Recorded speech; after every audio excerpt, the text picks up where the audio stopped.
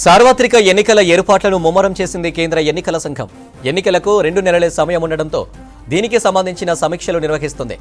అన్ని రాష్ట్రాల ప్రధాన ఎన్నికల అధికారులతో 2 రోజుల సమావేశాన్ని కేంద్ర ఎన్నికల సంఘం ప్రారంభించింది. ఢిల్లీలోని international institute of democracy and election మేనేజ్మెంట్లో ఈ సమావేశం కొనసాగుతుంది. సార్వత్రిక ఎన్నికల సన్నద్ధతపై చర్చిస్తున్నారు. చీఫ్ ఎలక్షన్ కమిషనర్ ఈ భేటీకి హాజరయ్యారు. ఇటు లోక్సభ ఎన్నికలతో పాటు ఎన్నికలు జరగనున్న రాష్ట్రాలపై ఈసీ స్పెషల్ ఫోకస్ చేసింది. ఎన్నికల నిర్వహణ, శాంతి భద్రతలపై రాష్ట్ర ఎన్నికల అధికారులకు కీలక సూచనలు జారీ చేశారు. ఫిబ్రవరిలో సార్వత్రిక ఎన్నికల నోటిఫికేషన్ రానుంది. మొత్తం 542 పార్లమెంటు స్థానాలకు దశల వారీగా ఎన్నికల నిర్వహణకు కసరత్తు చేస్తుంది. ఇక మరిన్ని డీటెయిల్స్ మదార్ లైవ్ ద్వారా అందిస్తారు. మదార్, రాష్ట్రాల ఎన్నికల అధికారులతో సిసి సమావేశం అప్డేట్స్ ఏంటి?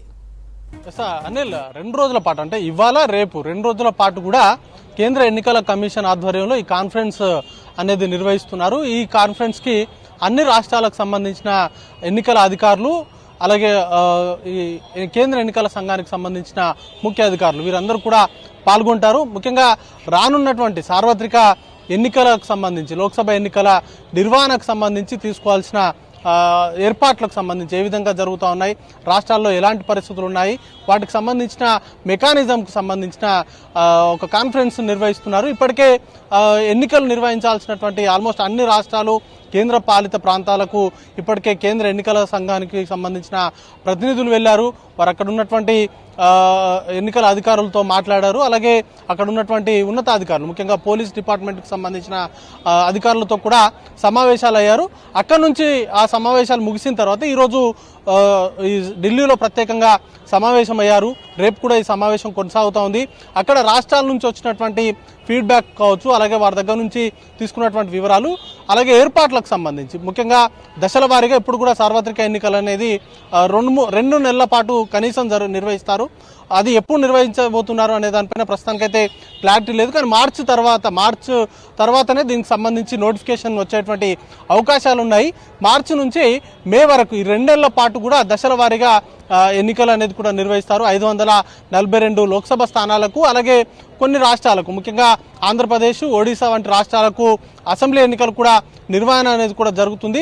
వీటికి సంబంధించి సైమల్టేనియస్ గా షెడ్యూల్ ప్రిపరేషన్ కావచ్చు, అలాగే పోలీసులకు సంబంధించిన వ్యవస్థ, అలాగే ఎన్నికల సంఘానికి సంబంధించిన అధికారులు, ఈవీఎంలు వీటన్నిటి కూడా సమకూర్చాల్సి ఉంటుంది.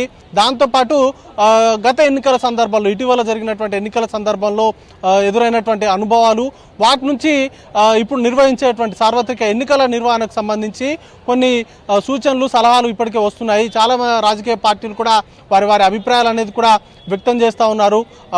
మనీ పవర్ను సాధ్యమైనంత వరకు తగ్గించడమే లక్ష్యంగా, ముఖ్యంగా ఫ్రీ అండ్ ఫెయిర్ ఎలక్షన్స్ నిర్వహించాలని ఎప్పటి నుంచో దానికోసం ప్రయత్నాలు అనేది కూడా జరుగుతూ ఉంది. డబ్బు కూడా పెద్ద సంఖ్యలో పట్టుకుంటున్నారు. డబ్బు కావచ్చు, లేకపోతే మత్తు పదార్థాలు, లేకపోతే ఫ్రీ బీస్, ఇలా చాలా వరకు పట్టుబడుతున్నాయి. వాటిని అరికట్టాలంటూ కూడా అనేక ఫిర్యాదులు వస్తున్నాయి. వాటిని సార్ట్అవుట్ చేసేందుకు, అలాంటి వాటిని అడ్డుకట్ట వేసేందుకు, లేకపోతే వాటిని పట్టుకునేందుకు ఎలాంటి వ్యూహాలు అమలుపరచాలి, అలాగే ఓటింగ్కు దూరంగా ఉన్నటువంటి వర్గాలకు వాటిని ఓటు వేసేలాగా వాటిని ఏ విధంగా మోటివేట్ చేయాలి, లేకపోతే ఫెసిలిటీస్ విషయంలో, ఫెసిలిటీస్ కల్పనకు సంబంధించి ఎలాంటి జాగ్రత్తలు తీసుకోవాలి, రిమోట్ ఏరియాస్లో పోలింగ్ సెంటర్స్ని ఏర్పాటు చేయడం కావచ్చు, లేకపోతే అక్కడ ఉన్నటువంటి వారిని ఓటింగ్కు తరలించేలాగా ఎలాంటి చర్యలు తీసుకోవాలి, వీటన్నింటికి సంబంధించి వర్క్షాప్ లాగా నిర్వహిస్తారు. దీనికి ఇది ప్రతి ఎన్నికల సందర్భంలో రొటీన్గా జరిగేటువంటి సమావేశం ఇది. దాంట్లోనే ముఖ్యంగా రాష్ట్రానికి సంబంధించిన ఎన్నికల అధికారుల నుంచి వచ్చేటువంటి విజ్ఞప్తులు కావచ్చు, లేకపోతే వారి పరిశీలనలో, కేంద్ర ఎన్నికల సంఘానికి సంబంధించిన అధికారుల పరిశీలనలో వచ్చినటువంటి అంశాలకు సంబంధించి ఒక పూర్తి స్థాయిలో నివృత్తి చేసేటువంటి కార్యక్రమం జరుగుతుంది. దానిలో భాగంగానే ఈ 2 రోజుల పాటు ఈ సమావేశాలు అయితే నిర్వహిస్తున్నారు. ముఖ్యంగా లోక్సభ ఎన్నికల నిర్వహణకు సంబంధించి ఎదురయ్యేటువంటి ఛాలెంజెస్ కావచ్చు, వాటిని ఏ విధంగా ఎన్నికలు నిర్వహించాలి, ఎన్నికలను ఏ విధంగా సాఫీగా నిర్వహించాలి, ఫ్రీ అండ్ ఫెయిర్ ఎలక్షన్స్ నిర్వహణకు ఎలాంటి జాగ్రత్తలు తీసుకోవాలనే దానిపైన ఈ 2 రోజుల కాన్ఫరెన్స్లో చర్చ అనేది కూడా నడుస్తూ ఉంది. Anil, right mother, thank you.